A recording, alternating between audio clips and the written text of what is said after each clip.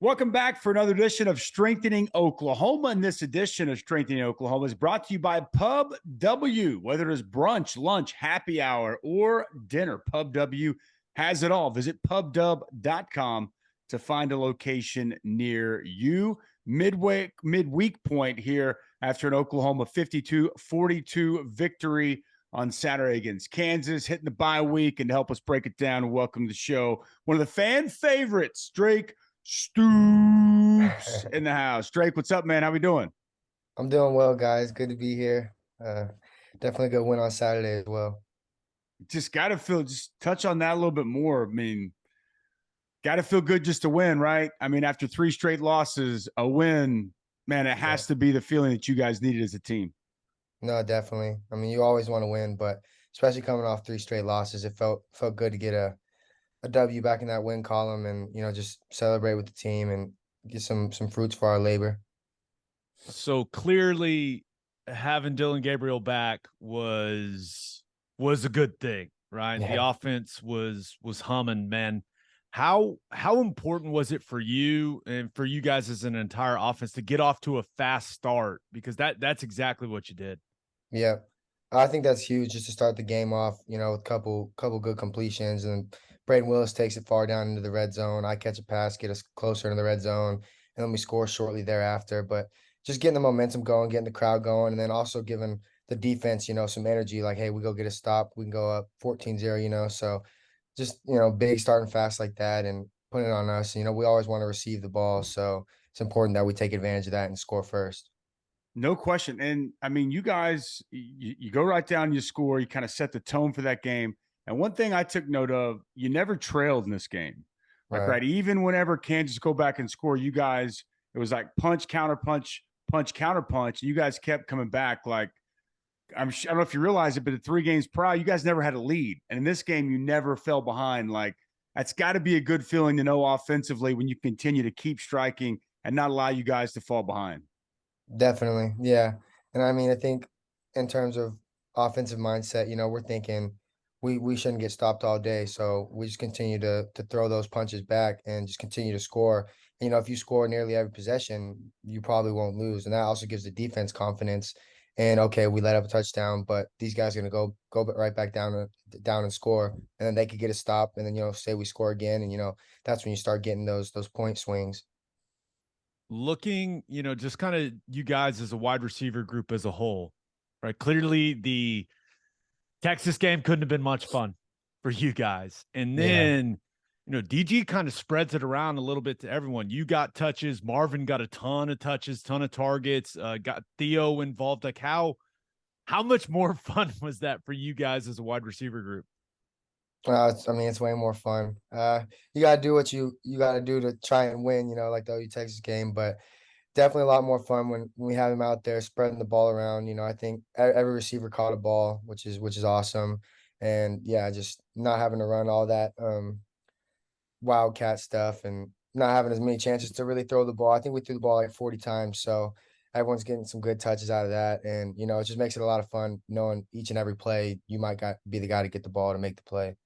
5 different pass catchers with at least 4 catches. You were one of those. Jalil, Theo, Marvin, as you mentioned, and Braden in that Yep. tight end H-back spot. He had 5. So spreading the wealth for certain. And the young man who we saw in the opener with the reverse for a touchdown, he Yep. got it going too. How about Gavin Freeman's catch? What'd you guys think about that? Seeing the young man go out there and make that big time play. No, yeah, that was awesome. We were so hyped. I mean, he ran a little wheel up the sideline. They kind of lost him, and then Gigi threw a great ball. I think he said he kind of lost it in the sun, so he couldn't see it. But then he ended up making a spectacular catch down there on the 5 yard line, and we couldn't be happier for him. I mean, dude's a stud, and he's gonna be really good in the years to come. So there was a little confusion I heard. after that play. How's that make you feel, right? I mean, they're mistaking the white receivers for each other, and I understand the Not anthracite. surprising. I mean, we're in the minority for sure, but it's like, I mean, we both got white spat. I mean, we got white towel. Our uniforms look a lot the same. I mean, both of us have. He's 82. I'm 12, so that 2 at the end kind of confuses people. So I mean, I don't blame him, but in a way, I felt bad for him because I mean, I don't want to steal his credit. He deserves all of it. So, and I don't think he's worried about it, and neither are we. But that was a spectacular catch by him. I will say, now, I was watching in Provo, Utah on TV, and I could hear the Stoops. You could hear it through like the TV. Yeah, And I remember thinking, though, like those uniforms, though they were slick and sweet, it was hard to see numbers. So I'm going to give the fan base a right. little bit of a reprieve on this one, man. That was kind of tough. Yeah, give him the pass on this one. Now, let me ask you this though. I'm going to take you in a fight. Like you're tougher than nails, but I might take him in a foot race. Is that fair? That kid can fly, man. Oh yeah, he's unreal fast for sure. Yeah, I'm Yeah. taking me in any fight though, for sure. Just saying. So, so speaking of jerseys, I ran into your dad on Saturday, Yeah, and it took me a solid couple of seconds to realize it was him because I'd never seen him not in a polo or a t-shirt. yeah, He was rocking the Stoops number 12 jersey. yeah. And I thought it was awesome. What was that like? Did you know he was going to do that? And then what was it like when you saw him rocking your jersey? Yeah, I knew his jersey came in, and the funny thing is only his came in.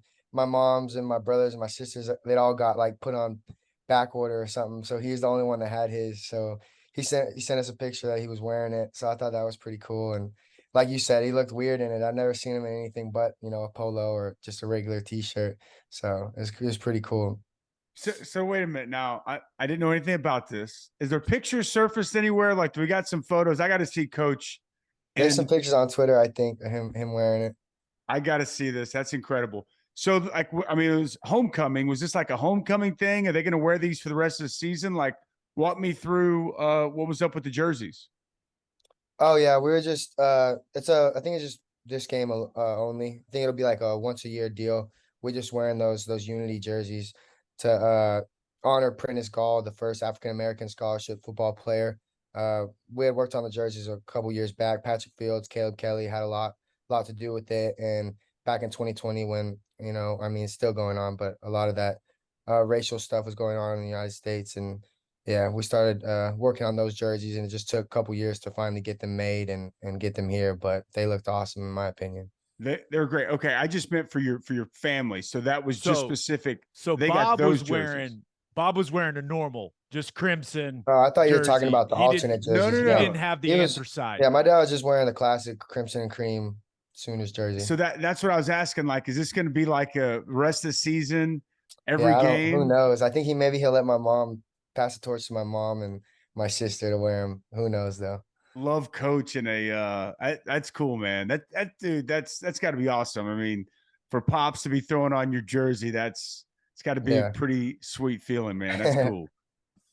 So, just looking at how involved you were in this game, do you ever feel like, is it just a law now that every catch you have has to be a tough catch? It seems like the easy ones, you can't get any of the easy ones, man. And I'm thinking of Yeah, that. it's frustrating. Sometimes that- the wide open ones he misses me, but then the tough ones it's like right on the money. So Yeah. Yeah. What is, I mean, is that just kind of how it happens sometimes? Because yeah, you're right. The double move, you win, and it just, I feel Yeah. like those plays haven't happened for you this year.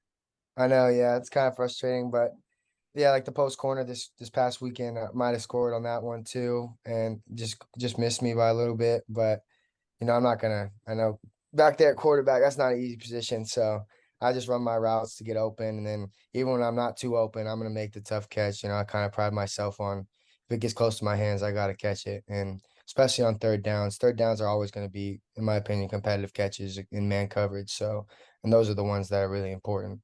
No question. You've also getting the knack for these jet sweeps, man. Couple more jet sweeps. Like when they're calling your number on that, I mean, what's going through your mind? How excited do you get when you get that opportunity to get on the perimeter with the football? Yeah, I like that because you get the ball in your hands immediately, and then everyone on offense, the tight ends, the receivers, running backs, they all do such a great job just blocking on the perimeter and turning those 5-yard runs into say 10, 15-yard runs and moving the chains. But the jet sweeps are definitely something I'm fond of. Stretching it outside and then knifing it up late, and yeah, just going to get what you can. Even worked in a little hurdle. I think is that Slight, what you would classify slight as a hurdle. hurdle? Yeah. I'd call it. Yeah. I jumped over the guy's one-arm tackle, kind of slammed into Marvin's back, but man was blocking for me. So I appreciate it. So with the way that you guys played against Kansas, like do you feel like the offense is on its way to becoming like the best version of the offense that we've seen this year so far? Because Right.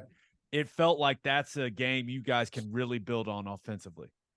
No, definitely. I mean, you said it. I think that's just it's a starting point for sure. Now that Dylan's back, just continue to build on that and take that momentum into this bye week, get everyone healthy, and then keep it rolling into Iowa State. And yeah, just keep building on it. And also, understanding that we can be that good.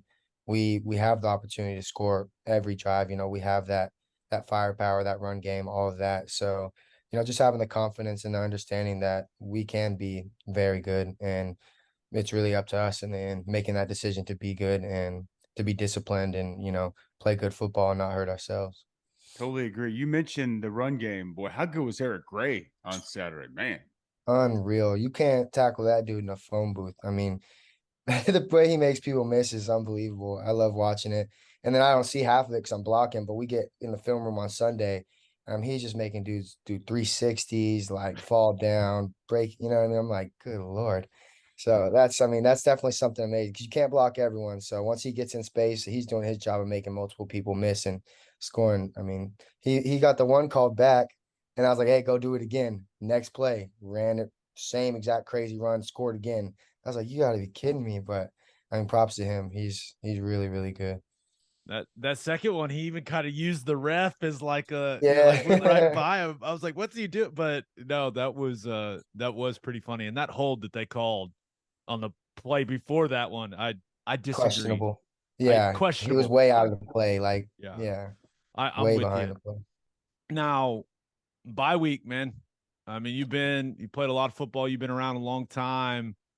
How nice is it to just get a little bit? I know you guys are still working and everything and getting some practices in, but how nice is it to just be able to breathe for a week? Definitely. Yeah, no, it's definitely nice. Just kind of have we'll go to practice this week, for the beginning half of the week, but definitely nice knowing you don't have a game on Saturday. You can kind of take a slight mental break from it all, that anticipation, that preparation, knowing you have a game on Saturday is different. So having a little time to, get some sleep, get some rest, get treatment, get in the film room and just continue to get better in that aspect. But bye weeks are definitely awesome, especially for older guys like me. Get that body right, man. Get that Yeah. mind right. Get that body right. And it really feels like it comes at the right time. You guys, after that rough stretch, feeling better, get a win, get a chance to regroup and make this final push through the season. When do you think you guys start to take a look at Iowa State and prepare for that next opponent? We'll have practice tonight, so I'm sure we'll have some stuff putting in some install stuff, and just we'll probably start watching film, later this week, watching that three safety stuff that they like to do that they kind of invented, So I think we'll start watching film early and just at least have an idea of what they're gonna be in, and then I'm sure we'll start heavy installing, at the beginning of next week like we usually would on a game week.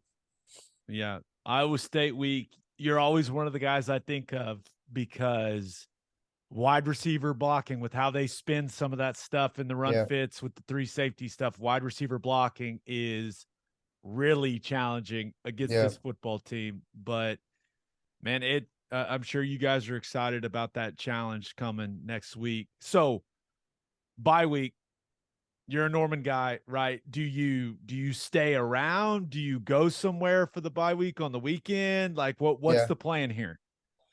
I haven't really decided yet. I think we have like Friday, Saturday, off and be back on Sunday. So I might just stick around, get my rest, sleep in my own bed, and yeah, just kind of recover and also have access to the facility and all of that. So just probably just stick around, and I try not to leave town till, the season's over and I really have some like true free time. So probably just stick around and yeah.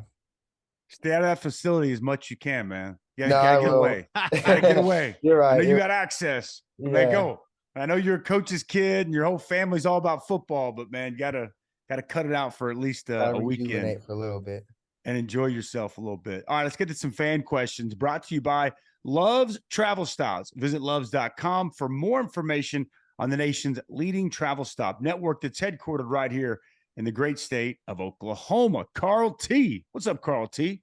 Will the guys on the team get back on social media now? It's been very quiet from the players. That comes in from Carl T. Yeah, I mean, I would assume so. I'm not big on, I don't tweet much, but I haven't really posted anything in a while, even on Instagram. When you lose, I think it's kind of, there's really no point in posting anything. It's kind of, let's keep the main thing, and get back to winning. But I mean, I would assume guys would be a little more active on social media, and especially with it being the bye week as well, having a little more freedom to, kind of be themselves and not be as focused on, not because we don't have a game this Saturday. That those last 3 weeks, I mean, you throw something out there on Twitter or Instagram, those replies, man, people are mean, man. They can be mean. Yeah. But yeah, so hopefully, because I do like you guys being able to show, your interest, your personality, all that stuff, Right. with what you're doing there. Okay. Mike L, he wants us to ask all the players this. So we asked it to Deshaun earlier this week. We'll ask it to you. Are you watching any good TV shows right now? If so, what are you watching? I'm not really watching any right now, but in the past, my favorite is probably Peaky Blinders. I don't know if y'all have ever seen that. Peaky Blinders was amazing. I watched Game of Thrones quite a while back.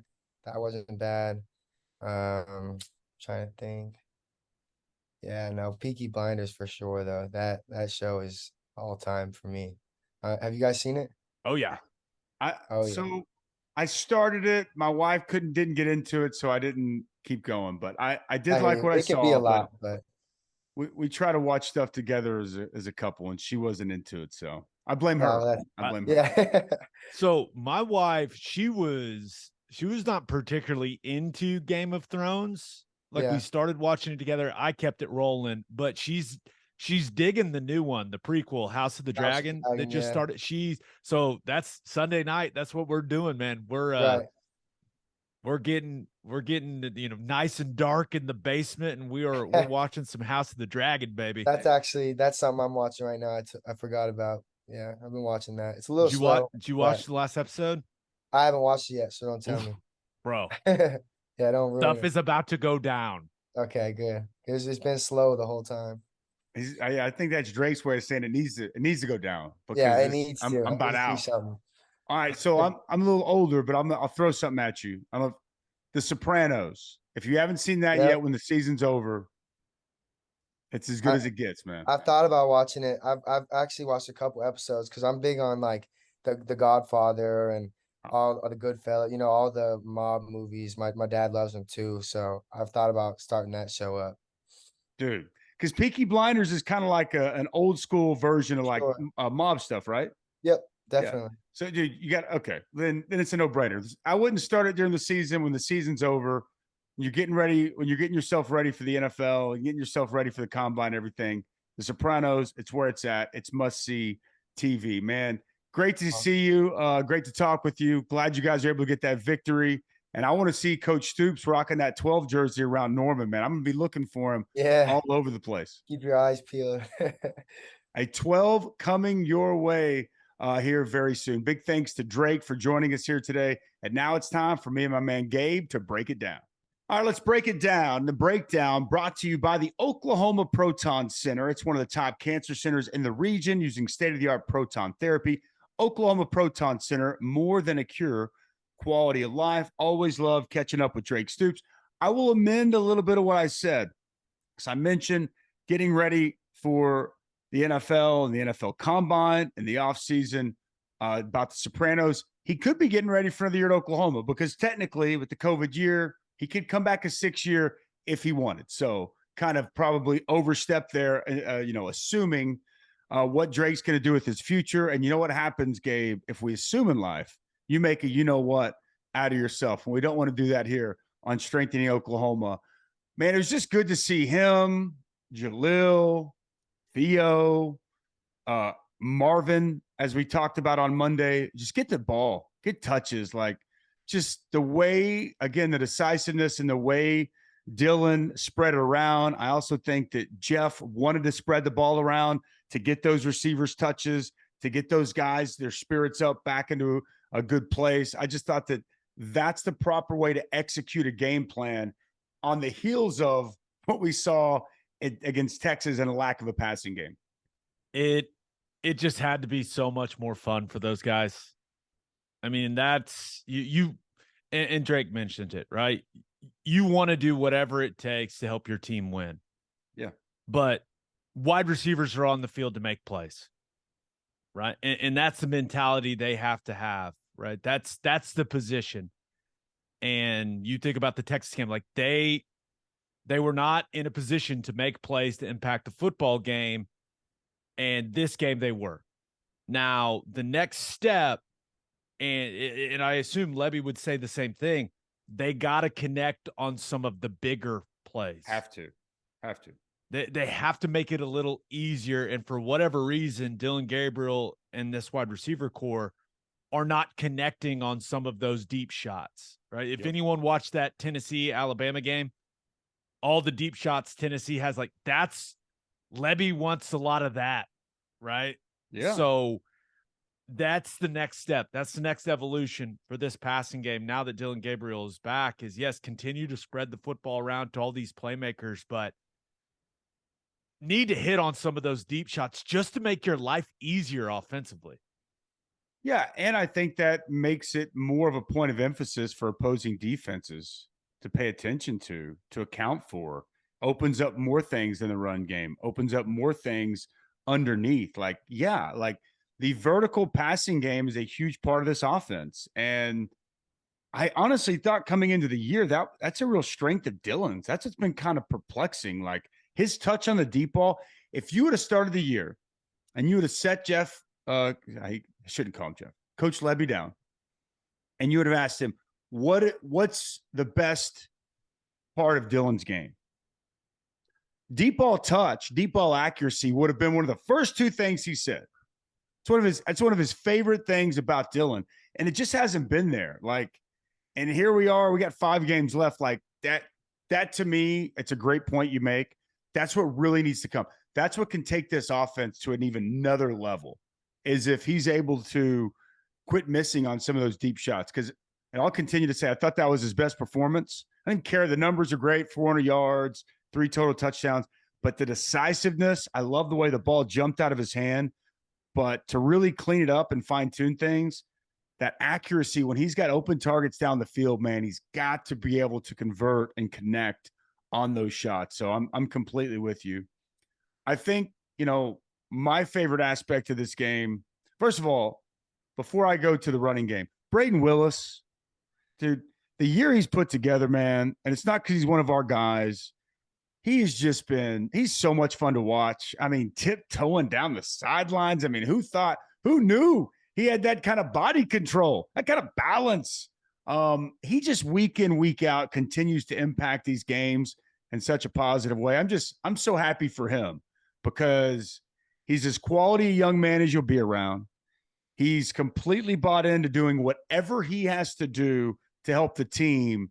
And this year, we thought going in, we said it before the season, he's going to be a huge key piece of this offense. And it's been exactly that. So I want to point that out as he goes for over 100 yards, 5 catches, a touchdown. He just continues to put together by far his best and most productive season in a senior uniform.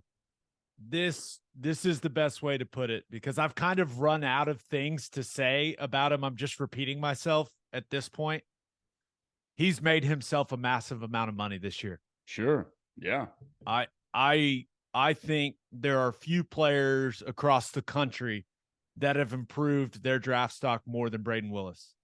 And the best part about him, plays the same way no matter what. Score doesn't matter. Opponent doesn't matter. Situation in the game does not matter.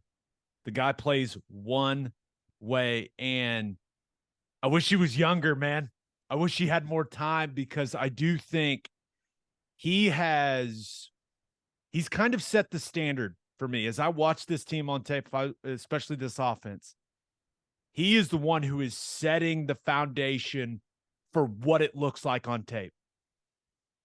The guy is playing incredibly hard with good technique, with physicality. Like when you turn on the tape, like that's what it looks like. And it looks like that pretty much all the time with Braden Willis. And I just wish he had more years, man. No doubt. And I'm sure he's like, I've been here a long time. It's time for Yeah. me.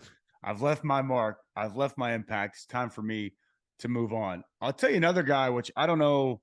I know from an eligibility standpoint, he's got another year. Don't know if he'll be using that. But Eric Gray, man, like when they got him from Tennessee, I had called COVID year. I'd called a Tennessee A&M game. Boy, Neyland looked a lot different then than it did on Saturday. Shout out to Josh Heupel and what they're doing at Tennessee is just nothing short of spectacular. But I'd watched a lot of film moving into that game, and I thought he was the best player on their entire roster. I thought Eric Gray was the best player Tennessee had on that team. And so when he came, I was just so excited. He's played well at times, right? I mean, he's played really well and a lot of good things. That was his best performance to date. And the thing that really stands out to me is kind of what Drake touched on. When you get him the ball in space, he is so tough to tackle. And he's smooth. His vision and his feel for defenders around him, it is elite. And I was really happy to see this run game get going. Thought Andrew Rain played one of his better games at Oklahoma. But I think in particular, just Eric Gray having that much success, you know, some of those big chunk runs and getting him out in space, I thought was great to see. And I hope after the bye week, it's something we continue to see because it changes the look of this offense when he can get it going and he can rip off some of those big explosive runs. Yeah. And it kind of all starts with those big guys up front. I thought collectively they played their best game of the year against Kansas. And, you know, if they can play well along the offensive line the rest of the season, this offense has playmakers, man. Eric Gray, the wide receiver core, you throw in Braden Willis, what he's doing now as a pass catcher. But the ceiling of the offense is really, really high if they get good offensive line play. So I'm with you.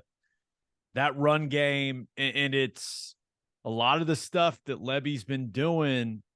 It's kind of, hey, pick your poison defense. What type of box are you going to give us? If you put 6 in it, we're going to throw it all around the yard with the RPO stuff. If you give us a light blocks, we're going to hand it.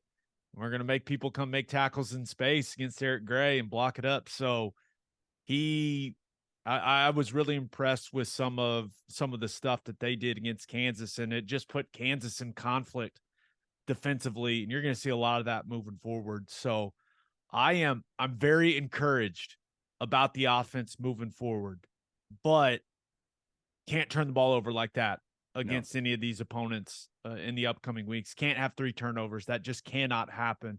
And I know 2 of them were just weird plays, right? With the kind of the ball coming out of DG's hand on the option concept, and then Barnes' elbow knocking it out of his hand as he's trying to throw the RPO. But that cannot happen. I'm sure that will be emphasized throughout the bye week and throughout next week in practice. But overall, I think it feels like this offense is about to explode. That's how it feels. And I certainly hope they do. Could not have come at a better time, because I think when a lot of people are starting to question the offense, the philosophy, a lot of things, then you see 700 yards, you see 52 points, you see almost 300 rushing, 400 passing. Like, oh, okay. And I don't want to make Kansas out to be world beaters, but they're not a bunch of bums. That's no offense has had that much success on Kansas's defense to this point this season. And it came at a perfect time. It's kind of like we talked about last week, like what a difference a quarterback makes. And Dylan Gabriel, I mean, he's a very good quarterback in college football. And the distance between the starter and the backup is, you know, at some places it's this. In Oklahoma right now, it's massive. And to see the impact that he can have on this football team and on this offense, it was It was exactly what this team needed, and keep him healthy. Keep him healthy. Put him in bubble wrap throughout the week. Make sure that he is able to go each and every Saturday, because this team's going to need him, man. We talked about it Monday, but the way this team is comprised right now, with the deficiencies we continue to see defensively, for them to win games week in, week out, until we see a change on the other side of the ball, they're going to have to score a lot of points. And as long as Dylan Gabriel is running the offense, I'm convinced they're going to be able to score a lot of points. I'm with you. Yeah, him being healthy is it is massive for this football team, clearly. But yeah, it'll be interesting to see if this team can become a little more complementary, right? If the offense can really get things going and the defense can just reduce some of those mistakes, then all of a sudden Oklahoma could be a pretty dang good football team. But you got to make those improvements. That's what bye weeks are for. And going to Ames, that's not going to be easy, man. Especially that this will be, in my opinion, it will be the best defense that this offense will have played in the most challenging system. So, yeah, some big time tests are down the road, but right now, feeling pretty good about where this thing's headed offensively. Totally agree. On the flip side of that, it'll probably be the least explosive, or the least worst difficult to defend. It's the worst offense they'll have played in a while. Definitely in Big 12 play. Correct. Yes. Now there's still some weapons they have, and we can get into that next week. But it's kind of like if Iowa State and Oklahoma could meld their team together, man, they'd have something. If you could throw that Iowa State defense and that Oklahoma offense, that'd be a tough team to deal with. But it will be a challenge offensively, but it could be a get right situation for the Oklahoma defense. We shall see. Couple other nuggets I want to point out. So I was doing the Arkansas and BYU game on Saturday. Arkansas's offense very similar to Oklahoma's. Kendall Briles is the offensive coordinator, which is Jeff Levy's brother-in-law. And they both obviously work together at Baylor in that Art Briles system. And they put up 52, and their quarterback had a big day. I thought that was interesting. And for anybody that knows, after Josh Heupel left Oklahoma, he learned a new offensive system and he added it to what he has. He runs a lot of the same principles at Tennessee. They put up 52. So I thought that was fascinating that three different offenses that are very similar in stature all put up 52 over the weekend. And my final thought, I need more Bob Stoops and a Drake Stoops jersey in my life. And the fact that I haven't seen this yet, which I will be scouring Twitter as soon as we get off here, I just think that's awesome. Is it just me that thinks that's awesome? I'm guessing everybody absolutely loved that. I couldn't believe it. I was like, this is fantastic. Like Drake said, I'd never seen him in a jersey, and it was great. But now, I mean, they won. He can't wash it. He's got to wear it every time. I'm gonna shoot him a text, and I'm gonna say, hey, the rest of the season's on you. You don't wear that jersey and they lose, you get the blame, not the players. It's on you now, coach. How committed is he? Is he a program guy or not? That's the question he's got to answer. Big thanks to Muse Growth Strategies for continuing to help us spread the word about Strengthening Oklahoma. Reminder to subscribe to our podcast here at Strengthening Oklahoma on YouTube or wherever you listen to your podcast. You can also contribute monetarily at strengtheningok.com. Big shout out to our contributors, to the people that have been there since day one. We thank you. We appreciate you. And we'll see you again next time right here on Strengthening Oklahoma.